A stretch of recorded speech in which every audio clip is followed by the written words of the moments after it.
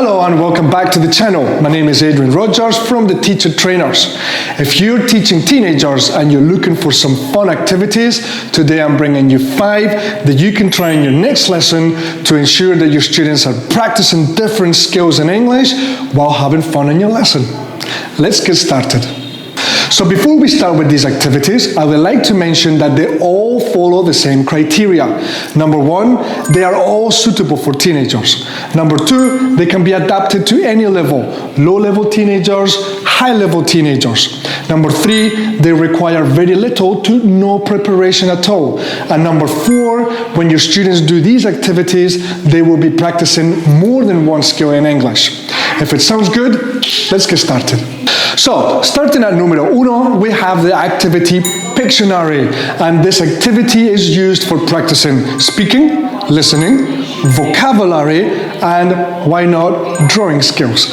So for this activity, you will have to prepare some abstract pictures, any topic or theme that you want. You can either print them from the internet, or if you're good at drawing, feel free to draw them yourself. Then come into the class and hand one picture to each student. Ask them not to look at it and to hide it so that no one else can see it. After that, they all stand up and they stick that picture on another person's back. Then you give each student a blank paper and a pen or pencil. The activity works as follows. You will give the class 2 minutes to go up to someone and describe the picture they have on their back so that they can draw it. After 2 minutes, you ring a bell or you say change, and the student has to find another person and continue describing the picture. The aim of the activity is that at the end, when everyone is done, they compare the picture they drew with the original one and see who drew it the closest to the original one. This is a lot of fun, and students will be practicing different skills in English without even noticing. Try it, they'll love it. And numero 2, we have a super fun activity called claymation. For this activity, you will have to prepare some modeling clay or Play-Doh. Come into your class and divide your class into 2 teams. Ask them to choose a team name and write it on the board. Then bring one student from each team to the front, give them a piece of modeling clay and show them a word. When you say action, they will have to run back to their team and actually use the modeling clay to model the vocabulary word that you just gave them. The first team to guess the right answer will get a point. Remember to remind your students that only the other team members can speak. The person who is modeling cannot speak until someone says the actual correct word. This is a lot of fun, and it is very useful for students to practice vocabulary, listening, and speaking. Number 3, we have a classic called Chinese whispers. Ask the students to stand up and divide into 2 lines. Go up to the person at the back and give them or whisper one word. When you say action, that student will have to whisper the word to the person in front of them. That person will have to whisper it to the person in front of them. And when it gets to the front of the line, the student at the front will have to run to the board and write down the word that you have given the person at the back. The first team to finish writing the word and write it correctly will get a point. You will have so much fun seeing what one person hears and what the other person writes. Try it. The students who are teenagers love it, and it is also very good for practicing spelling and vocabulary. Number 4, we have back-to-back. This one is great for practicing speaking, listening, vocabulary, and pronunciation. Start by creating a worksheet with 10 boxes. The ones that go from top to bottom, number them from 1 to 10. From left to right, write A to J. Inside the boxes, write down some phrases while you leave other boxes blank. On another paper, do the same thing, but fill in the boxes that were blank on the other paper and leave blank the ones that were filled in on the other paper.